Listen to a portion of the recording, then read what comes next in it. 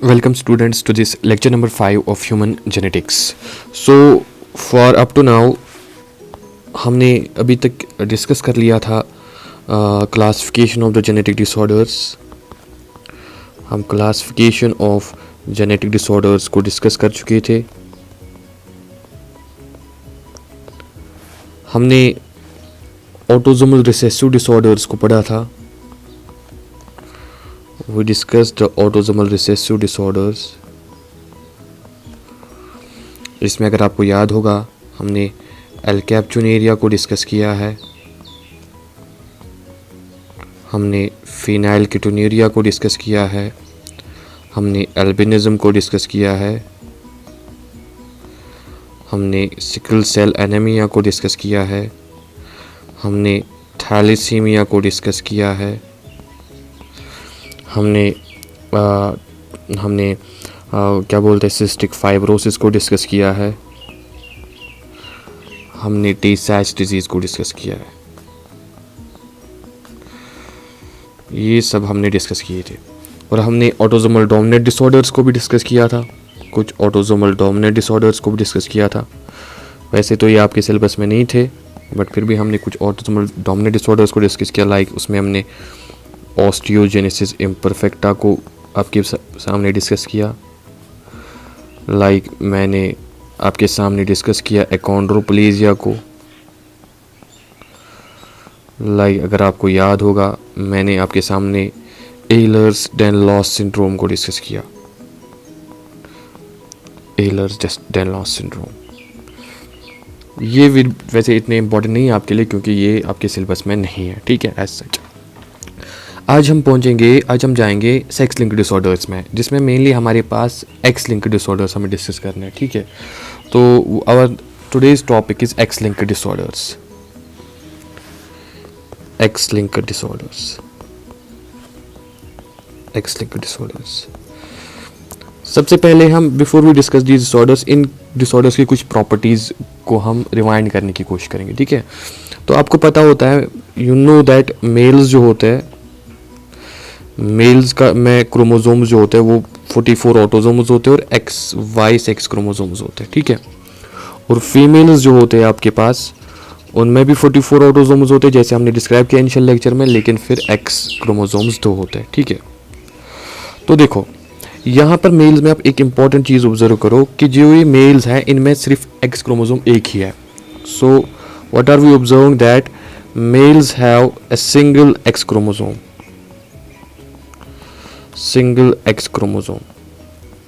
ठीक है. इस कंडीशन को बोलते हैं हम हेमिजाइगस कंडीशन. ठीक है. हम बोलते हैं they are hemizygous for X chromosome. ठीक है. तो एक इम्पॉर्टेंट यहाँ पे हमें चीज़ दिखाई दे रही है कि मेल्स में एक ही एक्स क्रोमोसोम है, यानी वो एक्स क्रोमोसोम के लिए हेमिजाइगस है. ठीक है. इसका मतलब एक्स क्रोमोसोम पे अगर कोई भी डिफेक्ट होगा उसको काउंटर करने के लिए दूसरा एक्स क्रोमोसोम है नहीं. ठीक है.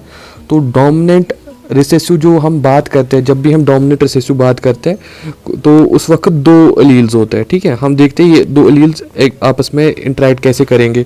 तो ये मान लो नॉर्मल है, ये एक क्रोमोसोम पे नॉर्मल एलील है, एक क्रोमोसोम पे डिफेक्ट हुआ है, तो हम बोलते हैं ये इंटरैक्ट कैसे करते हैं. अगर ये इस पे ओवर पावर करेगा इसको हम बोलते हैं डोमिनेंट डिसऑर्डर है, अगर ये इसको करेगा ओवर पावर हम बोलते हैं रिसेसिव डिसऑर्डर है. ठीक है. लेकिन यहाँ पर एक्स क्रोमोसोम एक ही है तो एलील एक ही पहुँचेगा इनमें. So if there is some defective gene on X chromosome, that will have a single allele. So there is no issue of dominance or any other interaction. Hence वो disorder चाहे कुछ भी हो, वो चाहे recessive हो, वो जो जीन है वो म्यूटेटेड जीन जो है वो चाहे रिसेसिव हो या वो चाहे डोमिनेंट हो, उसको एक्सप्रेस होना ही होना है. ठीक है. So because of this single X chromosome there is no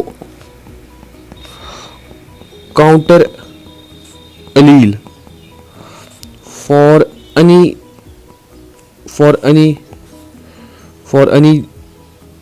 mutated gene और allele. ठीक है. किसी भी म्यूटेटेड जीन या एलील के लिए काउंटर एलील प्रेजेंट नहीं है क्योंकि एक ही एक्स क्रोमोसोम है. काउंटर एलील दूसरे पे होता है, दूसरे क्रोमोसोम पे होता है जो होमोलॉगस. लाइक क्रोमोसोम नंबर 1 है तो उसके दूसरा जो होमोलॉगस है उस पर काउंटर एलील होता है जो सेम कैरेक्टर को कंट्रोल करता है, लेकिन वेरिएशन होती है. ठीक है. जो टाइप ऑफ इफेक्ट है उसमें वेरिएशन, तो यहाँ पर है ही नहीं काउंटर एलील. ठीक है. So there is no counter allele, hence इसका मतलब क्या होगा, अगर काउंटर एलील नहीं है इसका मतलब क्या होगा, there is always expression, always the expression of disorder, there is always expression of disorder, ठीक है, डिसऑर्डर हमेशा एक्सप्रेस करेगा, ठीक है। तो फीमेल्स में दो है, वहाँ पे इंटरेक्शन होगी, यहाँ पे हो देखना पड़ेगा इसको, काउंटर एलील जो है वो कमज़ोर है, ठीक है, अगर वो कमज़ोर है, नॉर्मल एलील कमज़ोर है, काउंटर एलील जो कमज़ोर है तो ये डोमिनेंट कहलाएगा, अगर वो कमज़ोर नहीं है तो रिसेसिव कहलाएगा, ठीक है। तो लेकिन यहाँ पे ऐसी कोई चीज़ नहीं, तो यहाँ पर हमेशा एक्सप्रेशन होगी, ठीक है। तो इस बेसिस पे हम कंक्लूड करेंगे कि males will always be affected by X linked disorders. So यहाँ पर फिर कंक्लूजन क्या मिलता है हमें, कंक्लूजन ये मिलता है कि males will always be affected by X-linked disorders, ठीक है, always be affected by X-linked disorders, ये पहली प्रॉपर्टी, ठीक है। इन जनरल हम ये याद रखते हैं जब भी कोई पॉपुलेशन होगी, अगर कोई ऐसा डिसऑर्डर है जो आपको ज़्यादा मेल्स में पाया जा रहा है तो ये आपको हिंट दे रहा है कि शायद वो एक्स लिंक डिसऑर्डर हो सकता है, ठीक है, क्योंकि ये हमेशा मेल्स जो है वो ज़्यादा अफेक्टेड होते हैं या हमेशा अफेक्ट होते हैं अगर उनको ये डिफेक्टिव एक्स क्रोमोसोम मिला, ठीक है। तो ये इंपॉर्टेंट चीज़ है, ये आपको याद रखना है, ठीक है। तो ये इंपॉर्टेंट चीज़ है, ठीक है। तो ये यहाँ पे इंपॉर्टेंटली आपको ध्यान देना था, ठीक है। और एक इम्पॉर्टेंट चीज़, ठीक है, मान लो देखो ये मान लो ये और एक इम्पॉर्टेंट चीज़ हम यहाँ पे ऑब्जर्व करेंगे, ठीक है। अब मान लो ये फॉर एग्जांपल एक मेल है जिसके पास ये स्टार वाला एक्स क्रोमोसोम है, यानी डिफेक्टिव एक्स क्रोमोसोम है, ठीक है, जिस पे डिसऑर्डर है, ठीक है। और ये मान लो ये एक फीमेल है, ठीक है। तो जब भी गमीट्स प्रोड्यूस करेंगे यहाँ से एक्स स्टार आएगा और वाई आएगा दूसरे गमीट में, यहाँ से सिर्फ एक्स और एक्स आएगा। जब ऑफस्प्रिंग बनेंगे, एक तो बनेगा आपके पास एक्स स्टार एक्स, दूसरा बनेगा एक्स स्टार एक्स, फिर इस y की कॉरस्पॉन्डिंग एक्स वाई और एक्स वाई, ठीक है। तो चार ये बने आपके पास, चार क्या बोलते हैं इनको, ऑफस्प्रिंग बने आपके पास, ठीक है। इनमें से ये दो फीमेल्स है, ठीक है, ये दो मेल्स है, ठीक है। तो यहाँ पे क्या ऑब्जर्व किया आपने, देखो ऑल्दो ये एक्स क्रोमोसोम डिफेक्टिव मेल के पास था, लेकिन आप ये देखो ये सिर्फ यहाँ पे इस मेल ने एक्स क्रोमोसोम सिर्फ यूज़ किया फीमेल को बनाने में, ठीक है। तो ऐसे ऐसे जब इसको मेल बनाना था तो इसने सिर्फ वाई क्रोमोसोम दिया, ठीक है। तो इससे नेट में हमें ऑब्जर्व क्या हुआ कि ये एक्स क्रोमोसोम मेल्स में पहुंचा ही नहीं, ठीक है, यानी मेल्स को डायरेक्ट मेल्स में ट्रांसफ़र नहीं कर पाता है, ठीक है। अब ये मेल इसको सिर्फ डॉटर में ट्रांसफ़र कर रहा है, आपको एविडेंट हो रहा है यहाँ पे इस क्रॉस से कि ए मेल अपना डिफेक्टिव एक्स क्रोमोसोम या अपना एक्स क्रोमोसोम सिर्फ फीमेल को दे रहा है। तो इसका मतलब अगर मेल्स को डिसऑर्डर है तो फिर वो सिर्फ फीमेल्स को ट्रांसफ़र होगा, मेल्स को वो सिर्फ एक्स वाई क्रोमोसोम दे रहा है अपना, तो उनको एक्स लिंक डिसऑर्डर ट्रांसफ़र नहीं होगा, ठीक है। तो अब अगर ये जो फीमेल है इनमें से वन ऑफ द फीमेल्स ये एक्स एक्स, अगर ये फॉर एग्जांपल किसी मेल के साथ इसका क्रॉस होगा, ठीक है, तो यहाँ पे इस मेल का एक्स बनेगा वाई बनेगा, ठीक है, गमीट्स बनाएंगे हम, ठीक है। तो इसका एक्स स्टार बनेगा और एक्स बनेगा, ठीक है। एक्स स्टार जो है ये फिर से डिफेक्टिव लील है।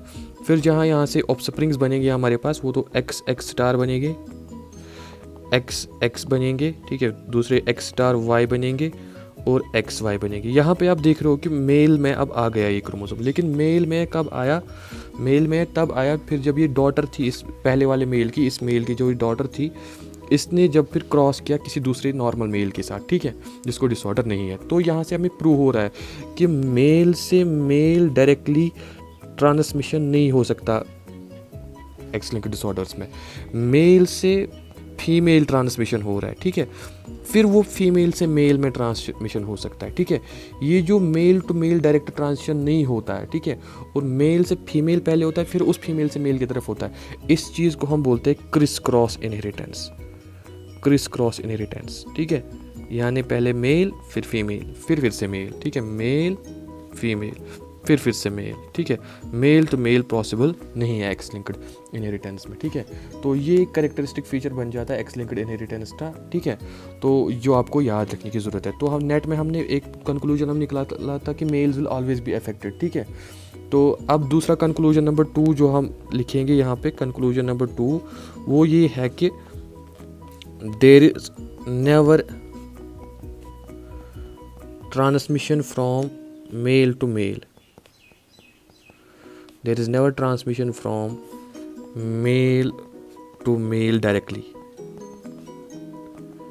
ठीक है, instead male transfers the defective X chromosome only to females, which can then transfer it to males.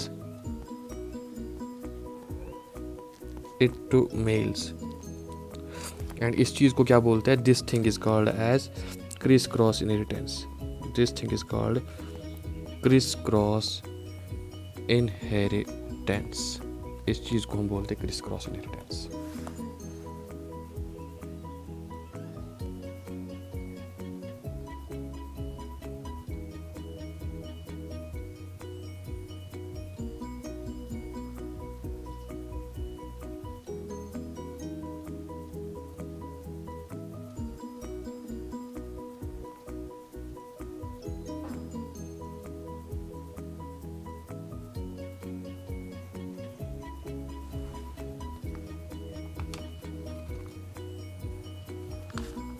ठीक है, तो इसको क्रिस क्रॉस इनहेरिटेंस बोलते हैं। Now let us start some of the X linked disorder. देखें अब यहाँ पे भी most of the X linked disorder जो हैं वो भी रिसेसिव हैं, ठीक है, only few are X linked dominant, ठीक है।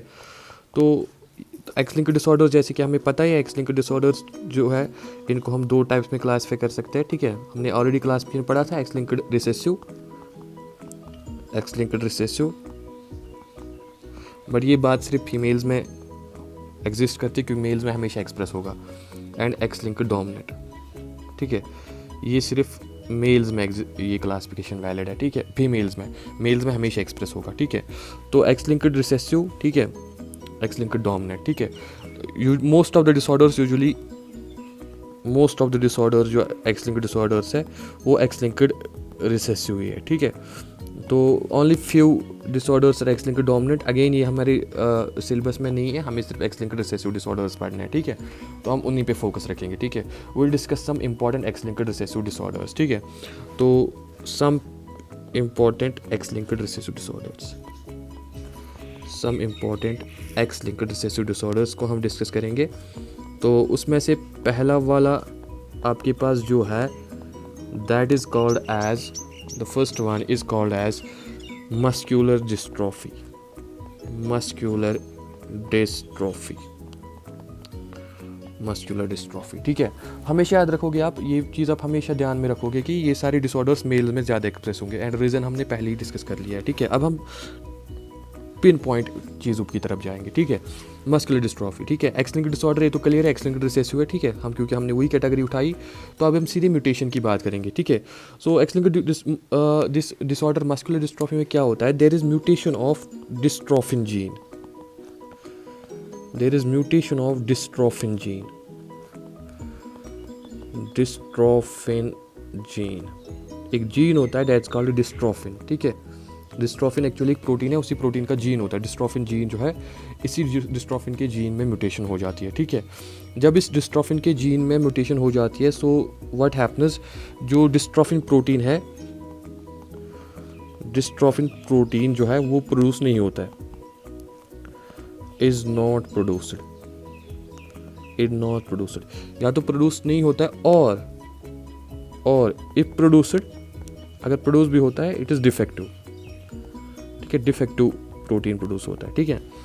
नाउ ये प्रोटीन जो है, this protein maintains the function of muscles, this protein is present in, ये प्रोटीन प्रेजेंट होता है, it is present in skeletal muscles, skeletal muscles में प्रेजेंट होता है and maintains their function and integrity,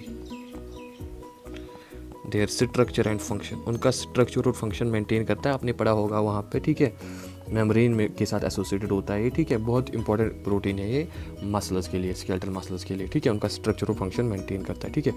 अब जब ये प्रोटीन प्रेजेंट ही नहीं है so what will happen, there will be dysfunction in these muscles, ठीक है।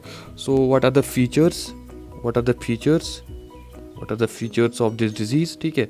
देयर इज डिसफंक्शन, ठीक है, loss of function, dysfunction in muscle contraction, there is dysfunction in muscle contraction नहीं हो रही है, ठीक है। देयर इज डिसफंक्शन, या मैं कह सकता हूँ लॉस इन मसल कंट्रैक्शन और लॉस इन मसल कंट्रैक्शन, ठीक है। मसल कंट्रैक्शन में लॉस हो जाता है, ठीक है। एंड जब मसल कंट्रैक्शन में लॉस हो जाएगा तो जो ये सिम्टम्स उसी के हिसाब से आएंगे, ठीक है। मतलब फॉर एग्जांपल यूजुअली इसका ऑनसेट होता है, ठीक है। यूजुअली जो चाइल्ड होता है, जिस चाइल्ड में 1 to 5 ईयर्स के वक्त ये एक्सप्रेस होता है, इसके सिम्टम्स आने लगते हैं, ठीक है। तो 1 to 5 ईयर्स के वक्त क्या होता है कि ये बच्चा जो है, the child is not able to walk, ठीक है। वो चल नहीं पाता है, ठीक है। वो बार बार गिरता है वो चाइल्ड, क्योंकि उसमें उसके मसल्स काम नहीं कर रही होती अच्छे से, ठीक है। Child is not able to speak, ठीक है। वो अच्छी तरह से बात नहीं कर पाता क्योंकि उसकी मसल्स कमज़ोर होती है because of this lack of this dystrophin protein, ठीक है। तो क्योंकि टंग की मसल से ही और लैरिंक्स की मसल से ही बात कर पाते, तो स्पीक वो अपने राइट एज पे स्पीक नहीं कर पाता, राइट एज पे वॉक नहीं कर पाता, ठीक है। ब्रीदिंग डिफ़िकल्टीज़ होते हैं, ठीक है। ब्रीदिंग प्रॉब्लम्स होता है, ठीक है, क्योंकि डायफ्राम वगैरह जो इंटरकॉस्टल मसल्स है वो हेल्प करते हैं ब्रीदिंग में, तो ब्रीदिंग प्रॉब्लम्स होते हैं इसमें, ठीक है। या आप क्या कह सकते हो, वैल्डिंग गेट होता है, ठीक है। वैडलिंग गेट होता है, ठीक है। वैडलिंग गेट होता है मतलब वो जब चलता है, ठीक है। इरेगुलर वॉकिंग, ठीक है। इरेगुलर वॉकिंग होती है इसमें, ठीक है। वैडलिंग गेट जिसको बोलते हैं, ठीक है। ऐसे ऐसे फीचर्स आने लगते हैं उसमें, ठीक है। शॉर्ट में ये सब किसकी वजह से हुआ, क्योंकि मसल्स जो है ना उनमें डिस्ट्रोफिन प्रोटीन नहीं है, वो कंट्रैक्ट नहीं कर पा रहे अच्छे से, ठीक है। तो यूजुअली इनमें जो ये सिम्टम्स है ये ज़्यादा वर्सन होने लगता है, ठीक है। And they die at the age of 15 to 18 years, ठीक है। तो वो हमें जानने की ज़रूरत नहीं है, हम बस इतना जानेंगे कि डिज़ीज़ में क्या होता है। तो हमने जाना इस डिज़ीज़ में क्या होता है, डिस्ट्रोफिन जीन जो है वो म्यूटेट हो जाता है, डिस्ट्रोफिन प्रोटीन प्रोड्यूस नहीं होता है, ठीक है। या अगर प्रोटीन प्रोड्यूस भी हुआ वो डिफेक्टिव होता है, ठीक है। इस प्रोटीन का काम है स्केलेटल मसल्स का स्ट्रक्चर इन फंक्शन मेंटेन करना। तो अब क्या होगा, there will be dysfunction in the muscular contraction, ठीक है। चाइल्ड को यूजुअली ये सिम्टम्स आने लगेंगे 1 to 5 ईयर्स के बीच में। क्या होगा कि वो अच्छे से चल नहीं पाएगा, वो अच्छे से बोल नहीं पाएगा, ठीक है। उसको ब्रीदिंग प्रॉब्लम्स होने लगेंगे, डायफ्राम वगैरह मसला जो इन्वॉल्व हो जाएंगे, ठीक है। और उसका वो अगर वो चलेगा भी तो वो अनस्टेबल मैनर में चलेगा, इरेगुलर मैनर में चलेगा, ठीक है। एंड धीरे धीरे ये डिजीज़ जो है वर्सन होती रहेगी and ultimately it will cause death of that child, ठीक है। तो this is muscular dystrophy, the first of the disease, ठीक है। अब हम दूसरी डिजीज़ स्टार्ट करेंगे। दूसरी डिजीज़ जो है दैट इज़ कलर ब्लाइंडनेस, ठीक है। कलर ब्लाइंडनेस जो है it is inability to differentiate between colours, ठीक है। Inability to differentiate between colours, ये दो टाइप्स की होती है, ठीक है। एक तो रेड ग्रीन जो मोर कॉमन है, एंड ब्लू येलो। सिंपली यहाँ रेड और ग्रीन के बीच में प्रॉब्लम होती है, यहाँ ब्लू और येलो के बीच में प्रॉब्लम होती है, but more common type is red green, ठीक है। और इसको हम डाल्टनिज्म भी कहते हैं, it's also called as daltonism, ठीक है। Blue yellow is rare, it's very rare, और ये ऑटोजोमल होता है, ठीक है। इसको छोड़ो आप, ठीक है, फॉरगेट दिस, हम रेड ग्रीन पे फोकस करेंगे, ठीक है। अब म्यूटेशन के, इसमें म्यूटेशन किस चीज़ की होती है, there is mutation in gene of photopigments present in cones. जो कोन्स में फोटोपिगमेंट्स होते हैं उन्हीं के जीन्स की म्यूटेशन होती है। आपको पता है हमारे पास 3 तरह की कोन्स होते हैं, we have 3 types of cones, ठीक है। 3 तरह की कोन्स होती है हमारी रेटिना में, रेड, ग्रीन और ब्लू कोन्स, ठीक है। यही हमें कलर विजन प्रोड्यूस करने में मदद देते हैं, ठीक है। तो इन कोन्स के अंदर पिगमेंट्स होता है, ठीक है। जो पिगमेंट्स की वजह से, जो फोटोसेंसिटिव पिगमेंट्स होती है जिनकी वजह से कलर परसेप्शन होती है, ठीक है। अब उन्हीं पिगमेंट्स के जो जीन्स है ना, जो पिगमेंट्स प्रोटीन्स होते हैं, ठीक है, उन्हीं के जीन्स म्यूटेट हो जाते हैं, ठीक है। अब देखो रेड ग्रीन कलर ब्लाइंडनेस में या तो रेड कोन में डिफेक्ट होता है या तो ग्रीन कोन में डिफेक्ट होता है, ठीक है। In red green colour blindness, ये डाल्टनिज्म इसको इसलिए कहते हैं क्योंकि डाल्टन को भी ये डिजीज़ थी, ठीक है। In red green colour blindness, ठीक है, अगर डिफेक्ट किस में है, if defect is in red कोन, तो उसमें या तो रेड कोन में डिफेक्ट हो सकता है या तो ग्रीन कोन में, ठीक है। तो if defect is in red cone then हम इस डिसऑर्डर को कहते हैं, उस कलर ब्लाइंडनेस को कहते हैं, दैट इज़ कॉल्ड एज प्रोटोनोपिया। प्रोटोनोपिया, और उस इंसान को प्रोटोनोप कहते हैं, ठीक है। और अगर डिफेक्ट किस में है, that is in green cone. अगर डिफेक्ट ग्रीन कोन में है, ठीक है, तो तब हम उस डिसऑर्डर को कहते हैं ड्यूट्रोनोपिया। ये कुछ एक्स्ट्रा आप याद रखोगे, वरना डिसऑर्डर सिंपल है। कलर जो है, कलर प्रोड्यूस करने वाले कोन्स जो है उनमें जो फोटो पिगमेंट्स हैं उन्हीं की म्यूटेशन होती है, उससे इनेबिलिटी होती है to differentiate between colours, mostly red green, ठीक है, बट कुछ रेयर केस में ब्लू येलो भी होता है, ठीक है। तो रेड ग्रीन जो है, जो मोस्ट कॉमन है, जो एक्स लिंक्ड रिसेसिव, उसको डार्लिटोसिस भी बोलते हैं, ठीक है। और क्योंकि रेड ग्रीन है तो या तो प्रॉब्लम रेड कोन्स में हो सकती है या तो ग्रीन कोन्स में हो सकती है। अगर रेड पिगमेंट में प्रॉब्लम है तो that's called as red cone में प्रॉब्लम है तो दैट्स कॉल्ड प्रोटोनोपिया। अगर ग्रीन कोन में प्रॉब्लम है दैट्स कॉल्ड एज ड्यूट्रोनोपिया, ठीक है। तो ये तो सिंपल है, ठीक है। अब इसको मैनेज क्या करते हैं, इनको इस हिसाब से इनको ट्रेनिंग्स दी जाती है इस हिसाब से कि और वो जॉब्स इनको अवॉइड करने पड़ते हैं जिन जॉब्स में ज़्यादा कलर परसेप्शन का ज़्यादा होता है। फॉर एग्जांपल ड्राइविंग में कलर्स कभी डिफ्रेंशिएट करने पड़ते हैं, किसी फैक्ट्री में काम कर रहे हो, किसी मतलब कारपेट टेक्सटाइल फैक्ट्री में काम कर रहे होंगे, ठीक है, तो वहाँ पे जहाँ कलर्स का डिफ्रेंशिएट करना पड़ता है ज़्यादा, वहाँ इनको अवॉइड करना पड़ता है। बाकी ये कंडीशन जो है ये ट्रीट नहीं कर सकते हम, ठीक है।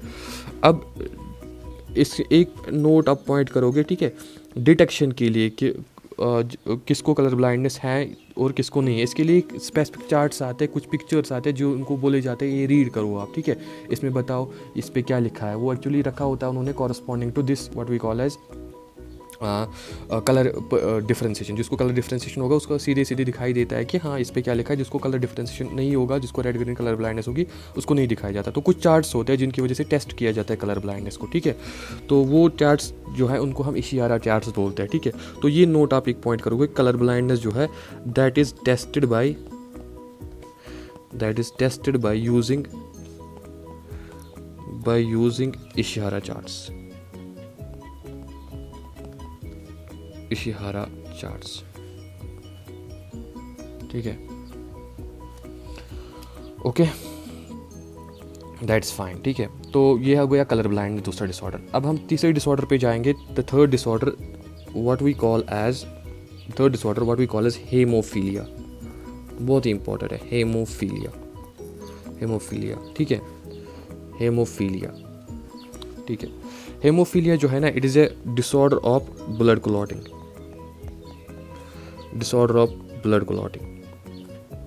ठीक है। And how is it caused? It is caused due to absence of clotting factors, due to mutation, हम कहेंगे ऐसे, mutation in gene of clotting factors, ठीक है, रिजल्टिंग इन देयर एब्सेंस, ठीक है। अब जब क्लॉटिंग फैक्टर्स एब्सेंट होते हैं तो because of absence of clotting factors there is no clotting after injury, ठीक है। इंजरी के बाद क्लॉटिंग नहीं होती है सही से, ठीक है। एंड जब क्लॉटिंग नहीं होगी it resulting in prolonged bleeding, बहुत ज़्यादा ब्लीडिंग होती है, ठीक है, प्रोलॉन्ग्ड ब्लीडिंग, ठीक है। इन सम केसेस ब्लीडिंग खुद भी हो जाती है कभी कभी बॉडी में, ठीक है, जॉइंट्स में ब्लीडिंग हो जाती है, मसल्स में ब्लीडिंग हो जाती है, ठीक है। तो in some cases spontaneous internal bleeding is also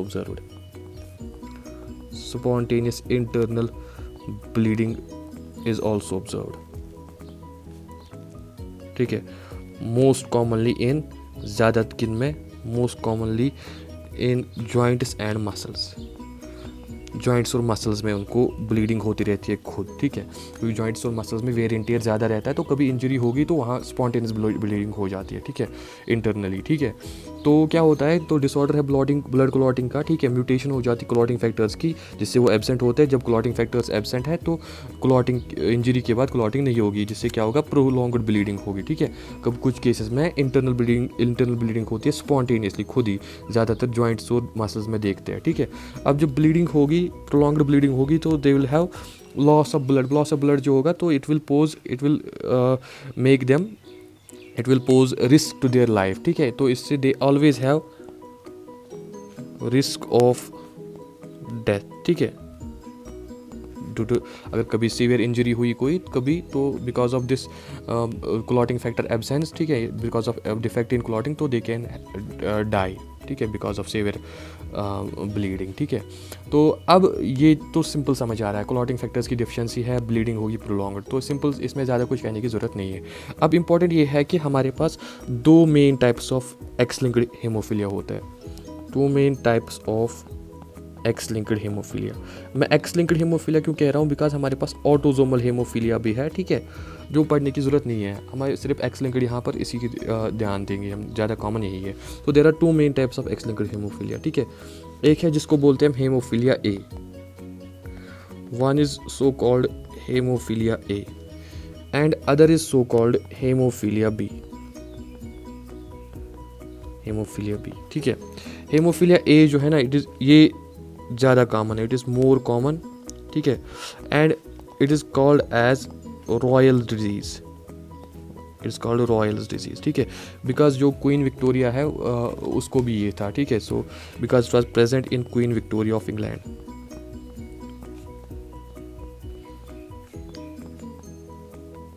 ठीक है, या उनकी फैमिली में ये रन करती है, ठीक है।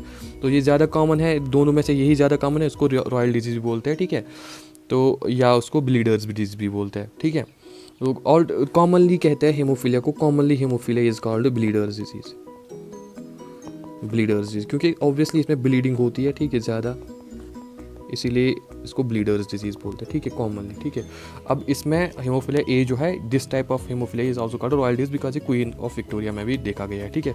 अब ये वाला हेमोफीलिया किसकी वजह से होता है, it is due to absence of clotting factor number 8, this one is due to absence of factor. आपको पता होगा 13 फैक्टर्स होते हैं ऑलमोस्ट क्लॉटिंग के, उससे ज़्यादा होते हैं लेकिन मेन 13 है, तो ये it is due to absence of factor 13, absence of factor 8 it is due to absence of factor 8, ये आपसे पूछा जा सकता है किस फैक्टर की एब्सेंस से है, ठीक है, factor, it is due to absence of factor 8 which is called as anti haemophilic globulin, haemophilic globulin which is called as anti haemophilic globulin, ठीक है। अब ये जो हेमोफीलिया बी है, it is slightly less common than this A, ठीक है, it's also called as Christmas disease, it's also called as Christmas disease, ठीक है, and it is due to absence of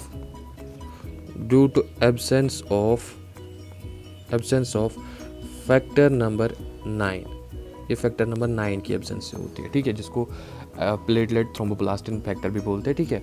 तो या आप ऐसे ही याद रखो, it is absence of factor 9, जिसको क्रिसमस फैक्टर भी कभी कभी बोलते हैं, ठीक है। शॉर्ट में आपको याद रहना चाहिए कि दो तरह के haemophilia, haemophilia A and haemophilia B. A is more common, it is called royals disease because it is present in Queen Victoria of England, and B is called as Christmas disease, ठीक है, and A is due to absence of factor 8, B is due to absence of factor 9, ठीक है। अब देखो ये जो haemophilia है ना, इट इज़ ये जो है ना, ये हेमोफीलिया हम कह सकते हैं इट इज़ मैनेजेबल और ट्रीटेबल, ठीक है, it has been managed,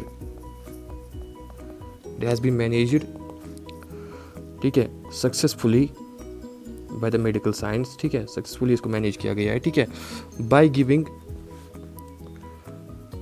giving recombinant clotting factors produced by biotechnology, ठीक है। तो बायोटेक्नोलॉजी से जो हम जैसे हमने इंसुलिन बनाया था, वैसे हम क्लॉटिंग फैक्टर्स भी बनाते हैं, एंड वही रिकम्बिनेंट क्लॉटिंग फैक्टर्स दे के हम इस डिजीज़ को आराम से ट्रीट कर सकते हैं, इवन ट्रीट करते भी है, जिनको भी हेमोफीलिया होता है वो कंटिन्यूसली रिसीव करते हैं ये क्लॉटिंग फैक्टर्स, ठीक है, जेनेटिकली इंजीनियर्ड क्लॉटिंग फैक्टर्स, और वो उनको ट्रीटमेंट मिलता रहता है, ठीक है। So it is not that issue now days because biotechnology की वजह से हमने क्लॉटिंग फैक्टर्स बना दिए जिनसे हम इसको अब ट्रीट करते हैं, क्योंकि हमें पता है क्लॉटिंग फैक्टर्स की डिफिशिएंसी है, तो सीधी सी बात है, क्लॉटिंग फैक्टर्स आप इनको दे सकते हो, ठीक है। So that finishes the haemophilia, ठीक है। तो अगर आप पहले से जाओगे, मैंने बोला आप ये डिसऑर्डर है ब्लडी क्लॉटिंग का, तो it is caused due to mutation in the gene of clotting factors resulting in their absence, so there is no clotting resulting in prolonged bleeding, and there is always a risk of death. Some cases में bleeding खुद हो जाती है start, ठीक है, internally, most commonly in joints and muscles, क्योंकि वहाँ where and tear ज़्यादा होता है, ठीक है। हेमोफीलिया को जनरली हम ब्लीडर्स डिजीज कहते हैं। There are two main types, hemophilia A and hemophilia B. Hemophilia A is more common. It's called Royal's disease, present in Queen Victoria of England due to the absence of factor 8. This is called a Christmas disease. It due to the absence of factor 9. It is less common. And hemophilia has been successfully managed by giving recombinant clotting factors produced by biotechnology. Now the last disorder that I want to discuss, that is not so important आपके syllabus में नहीं, लेकिन फिर भी मैं एक disorder last वाला discuss करूँगा 4, that's called G6PD deficiency. G6PD deficiency और favism, ठीक है. G6PD और deficiency और favism, ये भी एक disorder है, ठीक है. G6PD क्या होता है? G6PD means glucose 6-phosphate dehydrogenase. ये एक एंजाइम है. It's an enzyme of pentose phosphate pathway.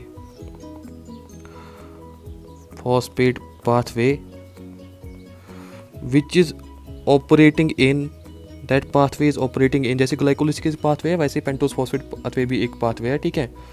तो ऑपरेटिंग इन आरबीसीज, जो मेनली आरबीसीज में ऑपरेट होती है, ठीक है. अब आपको पता होगा आरबीसीज को आप जानते होंगे, आरबीसीज में अंदर न्यूक्लियस नहीं होता है. आरबीसीज में कुछ भी जो मेम्ब्रेन बाउंड ऑर्गेनेल्स नहीं होते, तो उनका मेम्ब्रेन जो हमेशा रिस्क पे होता है कि इसको डैमेज हो सकता है, ठीक है. बिकॉज आरबीसीज जो है ना, दे हैव नो न्यूक्लियस, ठीक है, नो रिपेयर मशीनरी, ठीक है. तो जब ये चीज़ें नहीं है तो इनको हमेशा रिस्क होता है. There is always risk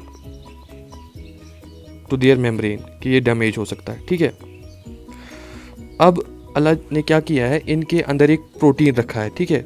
so nature has kept a protein, ठीक है, जिसका नाम है glutathione. That protein is called as glutathione, ठीक है. ये ग्लूटाथायोन एक एंटीऑक्सीडेंट प्रोटीन होता है, ठीक है. जब भी कोई ऑक्सीडेंट आरबीसी के अंदर आएगा तो ये ग्लूटाथायोन उसको न्यूट्रलाइज करता है. लेकिन इस ग्लूटाथायोन को खुद वो रिड्यूसिंग पावर देने के लिए ये पेंटोज फास्फेट पाथवे होती है, ठीक है. सो पेंटोज फास्फेट पाथवे में क्या होता है, इसमें ये जनरेट्स NADPH, ठीक है. ये NADPH प्रोड्यूस करती है एंड वो NADPH यूज़ करता है glutathione as reducing power, which reduces glutathione. And फिर ये ग्लूटाथायोन जो है ना, ये प्रोटेक्ट करता है आरबीसी मेम्ब्रेन को फ्रॉम एंटीऑक्सीडेंट्स, ठीक है. तो शॉर्ट में हमने एक एंजाइम देखा है ग्लूकोज 6 फॉस्फेट. ये एक एंजाइम है पेंटोज फास्फेट पाथवे का. ये पेंटोज फास्फेट पाथवे ऑपरेट करते हैं आरबीसीज में. इससे जनरेट होता है एक chemical that is NADPH which acts as reducing power of the glutathione. Glutathione is a protein present in RBCs which protects its membrane from the various oxidants, which is an antioxidant, ठीक है. अब क्या होता है, due to absence of G6PD, due to mutation in gene of G6PD, या अब मैं सीधे कहूँगा due to absence of G6PD,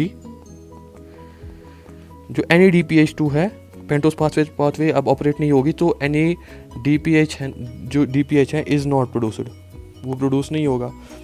and जब वो प्रोड्यूस नहीं होगा, when it will not be produced, तो क्या होगा, तो ग्लूटाथायोन जो है ना, glutathione will not be able to protect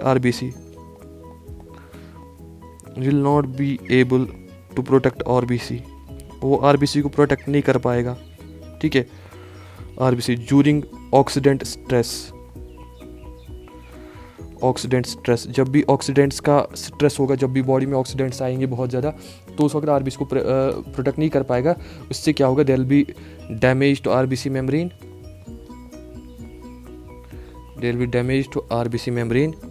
RBC membrane को डैमेज होगा and they resulting in rupturing. तो आरबीसी रप्चरिंग होगी, ठीक है. आरबीसी रप्चर्स एंड रप्चरिंग से क्या होगा, there will be anaemia and other complications, जो हमने सिकल सेल एनीमिया में देखा है. एनीमिया और अदर कॉम्प्लिकेशंस आ जाएंगे, जो आपको पता ही है. आरबीसी रप्चर होगा, वहाँ से एनीमिया हो जाएगा, उससे हिपोक्सिया हो जाएगा, ठीक है. हेमोग्लोबिन निकलेगा जो बिलीरुबिन में कन्वर्ट हो जाएगा, वो सारी सिम्टम्स आ जाएंगे, ठीक है. तो यूजुअली ये कब होता है, ये यूजुअली तब होता है जब आप कोई ड्रग्स कंज्यूम करते हो, कोई ऑक्सीडेंट ड्रग्स कंज्यूम करते हो, या कोई ऐसे फूड्स कंज्यूम करते हो जिनमें ऑक्सीडेंट ज़्यादा होते हैं, ठीक है. ये तभी होता है, तब ग्लूटाथायोन, क्योंकि पेंटोज G6PD प्रेजेंट नहीं है, तो पेंटोज फास्फेट पाथवे काम नहीं कर रही है, NADPH नहीं मिल रहा है ग्लूटाथियोन को, तो वो प्रोटेक्ट नहीं कर पाएगा उस केस में आरबीसी मेम्ब्रेन को, तो उसको डैमेज हो जाएगा, आरबीसी रप्चर हो जाएगी, एनीमिया एंड अदर कॉम्प्लिकेशंस हो जाएंगे, ठीक है। तो अब एग्जांपल्स ऑफ ऑक्सीडेंट स्ट्रेस हम ले सकते हैं, एग्जांपल्स ऑफ ऑक्सीडेंट स्ट्रेस, ठीक है। उसका मैं एक एग्जांपल, बहुत सारे एग्जांपल्स हैं, one of them is consumption of fava beans, consumption of fava beans, fava beans are rich in oxidants, ठीक है। तो इसीलिए हमने इसको फैविज्म बोला है, ठीक है, क्योंकि देखा गया था कि जो फैवा बीन्स खा रहे थे या जिनको ये डिसऑर्डर हो रहा था उनको ये फैवा बीन्स वो खा रहे थे ज़्यादा, तो इसलिए इसको फिर फैविज्म भी नाम दिया गया। उनको ये फैवा बीन्स ही प्रिसिपिटेट कर रहे थे, उनकी वजह से उनको ये अटैक्स आ जाते थे हेमोलिटिक एनीमिया के या रप्चरिंग ऑफ द आरबीसी के। तो शॉर्ट में हम रिवाइज करेंगे इसको, G6PD means glucose 6 phosphate and dehydrogenase, ठीक है। एंड इसी एंजाइम की डिफिशिएंसी होती है एंजाइम में पेंटोस फॉस्फेट पाथवे का, वहाँ से NADPH प्रोड्यूस होता है जो एक प्रोटीन ग्लूटाथियोन को हेल्प करता है to fight the antioxidants in RBC, ठीक है। The antioxidants tend to damage the RBC membrane because RB has no nucleus and repair mechanism. अब because there is no G6PD, NADPH is not produced, so glutathione will not be able to protect the RBC during oxidant stress, so there will be damage, the RBC will rupture and there will be anemia and other complications. And examples of oxidant stress include consumption of fava beans, that's why it is called as favism। इसके साथ जो X-linked recessive disorders है वो भी complete हो जाते हैं, उनके हमने प्रॉपर्टीज भी पढ़ लिए थे, दैट X-linked dominant disorders हमने नहीं पढ़ने हैं, ठीक है। सो नेक्स्ट में हम जाएंगे टू द क्रोमोसोमल डिसऑर्डर्स, ठीक है। ये सारे ऑटोसोमल डिसऑर्डर्स खत्म, जीन डिसऑर्डर्स खत्म हो गए, ठीक है। तो अगर आपको याद होगा हम जीन डिसऑर्डर्स पढ़ रहे थे, ठीक है, हमने जीन डिसऑर्डर्स को क्लासीफाई किया था ऑटोसोमल, एक्स लिंक्ड, ठीक है। ऑटोसोमल में हमने ऑटोसोमल रिसेसिव, ऑटोसोमल डोमिनेंट दोनों किए, ठीक है। सेक्स लिंक्ड मैंने बोला एक्स लिंक्ड और वाई लिंक्ड होते हैं, एक्स लिंक्ड भी डोमिनेंट रिसेसिव होता है, लेकिन मैंने बोला मोस्ट ऑफ द जो है रिसेसिव है, ठीक है, और डोमिनेंट हमें डिस्कस नहीं करने हैं, ठीक है, ऑटोसोमल डोमिनेंट भी नहीं करने थे। हाँ, ये वाई लिंक्ड थोड़ा सा हम भूल गए, वाई लिंक्ड डिसऑर्डर्स बहुत ही कम होता है, ये सिर्फ मेल्स में होता है, ठीक है। एग्जाम्पल है हाइपरट्राइकोसिस होता है, ठीक है, या इनफर्टिलिटी, मेल टाइप इनफर्टिलिटी है, ठीक है, सीवियर सिंड्रोम है, बहुत सारे एग्जाम्पल्स है, लेकिन ये हमें डिस्कस नहीं करनी है, ठीक है। फिर भी थोड़ा सा मैं कहूँगा, ठीक है। तो वाई लिंक्ड डिसऑर्डर्स के बारे में थोड़ा सा मैं बात करूँगा। वाई लिंक्ड डिसऑर्डर्स, ये सब पॉइंट्स आप खुद ही एग्री करोगे। So they will be present only in males, क्योंकि वाई क्रोमोसोम मेल्स में है, ओनली इन मेल्स, ठीक है, they will be present only in males, ठीक है। और क्या होगा, because Y chromosome is small and has few genes, ठीक है। सो ये डिसऑर्डर्स उतने ज़्यादा सिग्निफिकेंट नहीं है, उसमें ज़्यादा जीन्स नहीं होते, ठीक है। एग्जाम्पल्स हम ले सकते हैं, एग्जाम्पल्स हमारे पास है, एग्जाम्पल्स इन तरह के डिसऑर्डर्स की, ठीक है।